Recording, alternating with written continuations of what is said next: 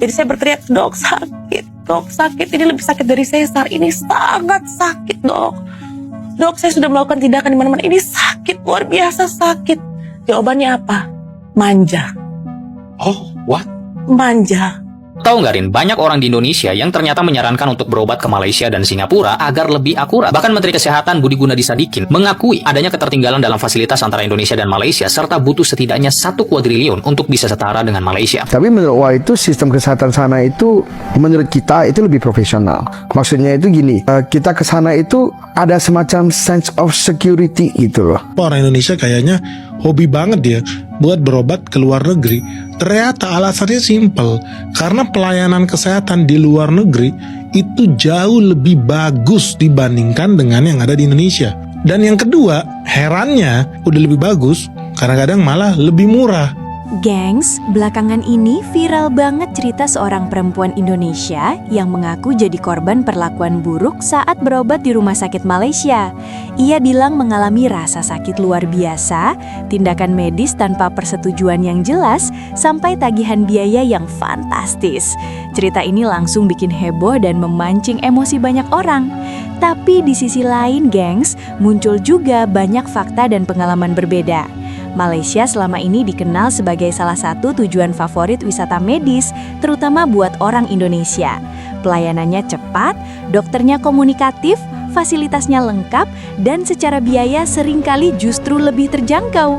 Banyak pasien dari berbagai negara yang selama bertahun-tahun merasa puas dengan layanan kesehatan di sana. Disinilah kita perlu melihat persoalan ini dengan kepala dingin. Dugaan malpraktik memang bisa saja terjadi di negara manapun, tapi satu cerita viral belum tentu bisa mewakili keseluruhan sistem kesehatan yang selama ini melayani jutaan pasien dengan baik. Jadi saya berteriak, dok sakit, ini lebih sakit dari sesar, ini sangat sakit dok. Dok, saya sudah melakukan tindakan di mana-mana, ini sakit, luar biasa sakit. Jawabannya apa? Manja. Oh, what? Manja. Aduh. Waktu itu di sana itu saya tidak disentuh pakai stetoskop. Jadi dia hanya berdiri dari agak ada jarak mungkin segini. Dia hanya kayak, ayo go, walk, jalan, jangan manja kamu. Terus saya belum buang angin dok. Saya kan masih awam nggak ngerti. Saya belum buang angin, dipaksa minum air. Terus saya dipaksa makan karena saya tidak bisa makan karena kesakitan yang luar biasa. Suami saya disuruh beli jus yang ada jahenya. Belilah deh jus yang ada jahenya. Disuruh beli peppermint tea. Terakhir disuruh apa dok? Makan permen karet. Kunyah permen karet. Saya lakukan semua. Selama 3 hari diabaikan. Setiap hari saya berteriak sakit sampai dia harus pulang karena jam besuk berakhir. Saya cuma dikasih obat tahan sakit. Saya ngeluh-ngeluh ke susternya abaikan. Tapi masih sakit? Sakit sekali dok, seperti tersayat-sayat itu perut. Sangat sakit. Dan saya tidak buang angin, dia tidak ada inisiatif untuk melakukan apapun. Sampai di hari ketiga perut saya mengeras, sangat keras. Sorry, sebelum hari ketiga dokternya nggak pernah visit kan? Visit hanya dari jauh. It's okay, Natalie, go walk. Jangan manja. Gimana waktu itu ya, Dek ya? Aku lupa-lupa. Dan kamu meluk, kamu sakit sekali dia. Dia abaikan. Dia merasa bahwa tahan sakit saya sakitnya tuh wajar, tapi saya yang melebih-lebihkan. Itu saya diabaikan dok. Terus abis itu hari ketiga baru dia pakai stetoskop. Dia nggak periksa sampai?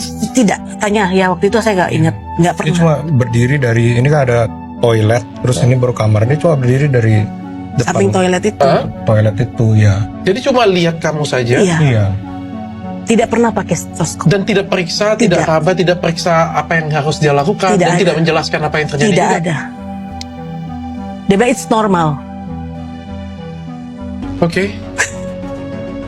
Tahu nggak, Rin, banyak orang di Indonesia yang ternyata menyarankan untuk berobat ke Malaysia dan Singapura agar lebih akurat. Bahkan Menteri Kesehatan Budi Gunadi Sadikin mengakui adanya ketertinggalan dalam fasilitas antara Indonesia dan Malaysia, serta butuh setidaknya 1 kuadriliun untuk bisa setara dengan Malaysia. Gila sih, berarti emang tertinggal sejauh itu ya layanan kesehatan kita. Pantas banyak yang berobat ke sana. Iya benar banget. Jadi kemarin ada netizen yang ngomong kalau ingin lebih akurat diagnosanya, setidaknya berobat ke Malaysia. Jadi pada intinya ia pernah ke rumah sakit yang cukup gede di daerah Jabodetabek. Dokter spesialisnya itu good rating di online. Nah, lutut omanya itu bengkak. Dia bilang ke dokternya, ini ada airnya, jadi bengkak. Dokternya kekeh dan mengatakan nggak ada airnya. Dan setelah itu bengkaknya nggak kempes-kempes. Mereka sekeluarga pergi ke Singapura dan ternyata benar lutut omanya ada air. Lalu disedot dan bengkaknya kempes. Kemudian ada lagi nih, orang Indonesia itu ayahnya ngeluh matanya kabur. Waktu dicek di Indonesia itu nggak ketahuan. Iya bener banget, namun waktu dibawa ke Melaka, Malaysia, baru ketahuan ada tumor segede telur di posisi belakang mata. Mereka operasi 100 juta rupiah dan sehat sampai sekarang. Ada kejadian lagi nih, orang Indo divonis kanker dan kemo di Indonesia. Ternyata waktu dibawa ke Singapura, tumornya itu jinak dan bisa dioperasi doang. Kualitas alat, maintenance, dan infrastruktur kesehatan di Indonesia memang jauh ketinggalan dengan negara-negara tetangga.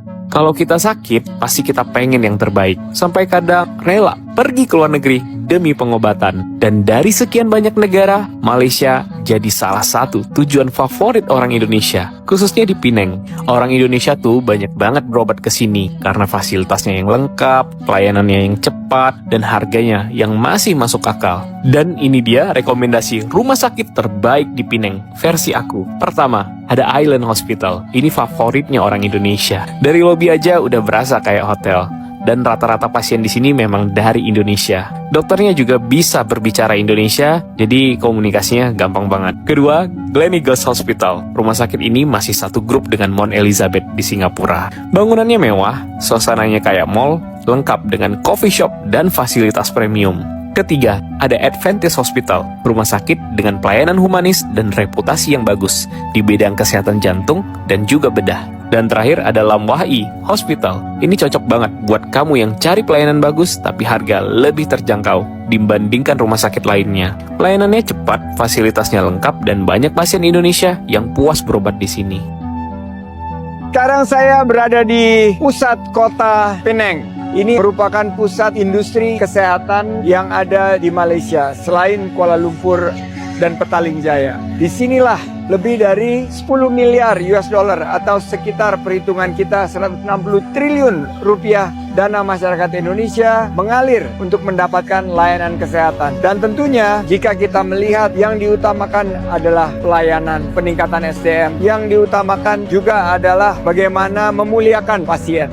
Nah, ini bisa kita pelajari dengan baik dan bisa kita ciptakan sebuah kolaborasi sehingga banyak sekali peluang yang bisa dibuka untuk industri kesehatan kita, bukan hanya untuk membuka peluang usaha dan lapangan kerja di industri kesehatan, tapi juga bisa untuk memberikan layanan kesehatan yang lebih baik bagi masyarakat kita. Mudah-mudahan ke depan Indonesia bisa membuka kekuatan yang bisa menjadi epicentrum dari layanan kesehatan regional ASEAN yang sedang kita buka baik di Jakarta, di Bali, Surabaya, Medan, dan beberapa kota besar lainnya. 3P yang menjadi kunci kenapa industri kesehatan di Malaysia bisa berkembang 20 tahun terakhir adalah people. Bagaimana menyiapkan SDM yang baik, proximity, kedekatannya dengan pasar, dengan Indonesia, sehingga banyak masyarakat kita yang mudah mengakses layanan kesehatan di Malaysia. Price, bahwa ternyata layanan kesehatan di Malaysia selain memiliki layanan yang baik, tapi juga bisa memberikan keterjangkauan yang masuk kepada budget dari masyarakat kita. Mudah-mudahan ke depan 3P bisa kita hadirkan bagi layanan kesehatan di Indonesia.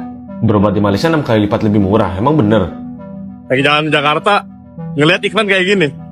Pernah gak sih kalian lihat iklan ini di depan kedubes Malaysia di Jakarta? Gue kira iklan ini mitos doang, tapi syukurnya karena gue bisa kerja dari mana aja, gue ajaklah istri dan emak gue ke Malaysia. Sampai di sana kaget banget sama kliniknya. Selain kualitas yang bagus dan hasil lab yang cepat, yang paling membanggungkan adalah flat PP kita, hotel, plus medical check up itu masih lebih murah daripada check up di lab Indonesia. Sebenarnya gue miris dan sedih sih, kenapa gue gak bisa dapat fasilitas yang bagus dan harga yang murah di Indonesia. Menurut kalian kenapa ya berobat di Malaysia lebih murah daripada di Indonesia? Share dong pengalaman kalian kalau pernah berobat di luar negeri. Bedanya dokter di Malaysia sama di Indonesia. Jadi kalau dokter di Malaysia ini ada namanya spesialis penuh waktu. Jadi kalau penuh waktu itu artinya apa? Dia bekerja di rumah sakit itu dari jam 8 pagi sampai jam 5 sore. Jadi udah kayak pegawai kantoran aja gitu. Datang 8, pulang jam 5. Di Malaysia ini tersedia banyak banget dokter. Satu dokter itu hanya boleh praktek di satu rumah sakit. Beda dengan yang di Indonesia ya. Misalnya dokter A kerjanya di rumah sakit A, B, sama kadang-kadang kerja di klinik, kerja di RSUD gitu. Jadi kadang-kadang kalau kita udah sakit nih, cari dokternya itu susah gitu loh. Kalau kita udah sakit, ngapain sih kita nunggu lama-lama jadwal ketemu dokter, susah banget. Makanya banyak banget pasien yang pergi berobat ke Malaysia. Di sana tersedia dokter, jadwalnya sudah ada, kita buat appointment, datang langsung bisa ketemu, diperiksa, efisien jadinya. Kalau kamu perlu bantuan berobat di Malaysia, komen konsul, nanti aku bantuin deh. Tidak mewakili pendapat seluruh orang Indonesia lah ya. Tapi menurut Wah itu sistem kesehatan sana itu menurut kita itu lebih profesional. Maksudnya itu gini, kita ke sana itu ada semacam sense of security gitu loh. Dimana pas kita kalau seandainya berobat, ya, kita itu udah dikasih tahu harganya berapa, nanti tempat kamarnya yang mana, kira-kira mana, dan itu biasa melesetnya nggak gede. Itu satu. Kedua, mereka punya sistem kesehatan juga, maksudnya dokter-dokternya juga, spesialisnya juga yang ternama, maksudnya hebat-hebat lah gitu. Ya, tapi ini balik lagi pendapat pribadi ya. Kalau Singapura jauh lebih mahal. Jauh banget lebih mahal. Tetapi untuk beberapa case mereka itu lebih advance. Kalau di Singapura, seperti banyak yang kayak kanker darah apa segala macam, pasti pilihnya Singapura karena Singapura itu bisa enggak tuh. Tetapi ini disclaimer, Indonesia itu bukan berarti jelek. Indonesia itu tergantung rumah sakit dan dokternya. Jadi kalau di Indo harus pintar-pintar cari rumah sakit dan dokter. Orang Indonesia kayaknya hobi banget dia buat berobat ke luar negeri. Ternyata alasannya simple, karena pelayanan kesehatan di luar negeri itu jauh lebih bagus dibandingkan dengan yang ada di Indonesia. Dan yang kedua, herannya udah lebih bagus, kadang-kadang malah lebih murah dibandingkan di Indonesia. Nah, ini fakta ya, fakta dari kejadian yang gua alami sendiri. Jadi beberapa tahun lalu ya, 3 tahun lalu itu gue sempet nemenin bokap gue, anterin bokap gue berobat ke Malaysia. Karena apa? Ada sakit batu ginjal di situ. Sebelumnya di Indonesia sempat diperiksa, katanya harus ada operasi invasif untuk ambil batu ginjalnya, perlu ada operasi. Kemungkinan resikonya lebih tinggi, biayanya juga lebih tinggi. Karena bisa sampai lebih dari 80 jutaan atau 90 jutaan. Tapi kemudian gue sih menyarankan kenapa nggak berobatnya ke Malaysia aja lah. Coba lah kita tanya second opinion. Ternyata apa? Di Malaysia itu tidak perlu pakai operasi invasif, cukup di laser aja, cuma perlu biaya kalau nggak salah 15 juta. Dalam waktu 2 jam udah sembuh, keluar, udah langsung makan mie kue tiaw. So di situ gue mulai berpikir gitu loh, kenapa ya? Kok bisa lebih murah di Malaysia nih berobat dan lebih cepat juga? Karena ternyata di hari yang sama orang udah bisa kembali beraktivitas, sekarang nggak ada di black perutnya kan gitu. Nah, ini kemungkinan bisa menjadi sedikit ya jawaban kenapa kemudian banyak orang yang memutuskan untuk berobat ke sana. Satu pasien dari Jakarta, dia dapat kanser sarkoma. Kanser sarkoma ni ialah kanser muscle. So masa tu dia sudah bedbound, sudah tidur atas katil, tidak boleh bergerak sebab kanser tu sangat menyakitkan sampai sudah dekat makan tulang dia dah. So dia buat medical evac, datang kepada kita. Kita buat testing balik, kita buat scan tengok. So kita biopsi balik, and then kita tahu ini kanser sarkoma. Daripada kanser sarkoma tu kita hantar pergi ke NGS. Tetapi unfortunately NGS dia tidak menunjukkan apa-apa yang positif. So rawatan dia masih kemo juga. Kita pakai satu kemo yang baru. Lepas tu kanker dia kecil. Okay, so kanker dia kecil, dia boleh start jalan balik. So sekarang dia masih tengah dalam rawatan. So hari tu bila dia datang, dia bedbound, datang dengan stretcher. Then lepas tu datang wheelchair. So sekarang boleh jalan, tapi jalan dengan tongkat. Sebab tulang dia dah tak kuat sangat. At least boleh jalan lah, ada quality of life sedikit. Nah, udah denger langsung kan? Jadi buat teman-teman yang mau berobat ke Malaysia tapi bingung harus ke dokter yang mana, Medijoy bisa bantu rekomendasiin dokter terbaik buat bapak ibu. Konsultasi gratis, langsung WA Medijoy ke nomor ini ya. Tenang aja, nggak ada tambahan biaya jasa buat Medijoy-nya dan bisa pakai bahasa Indonesia kok. See you. Gengs, sebagai masyarakat yang cerdas, jangan langsung menghakimi hanya dari satu sisi cerita. Kalau memang ada dugaan pelanggaran atau malpraktik, jalur hukum dan laporan resmi ke otoritas kesehatan adalah langkah paling tepat dan adil. Di era media sosial, menyebarkan emosi jauh lebih cepat daripada menyebarkan fakta. Jadi sebelum ikut marah, ikut membenci, atau ikut menyimpulkan, pastikan informasinya lengkap dan seimbang. Kritik itu penting, tapi harus dibarengi bukti, etika, dan niat untuk memperbaiki, bukan sekedar menjatuhkan. Tetap bijak, tetap rasional, dan jangan mudah terpancing, gengs.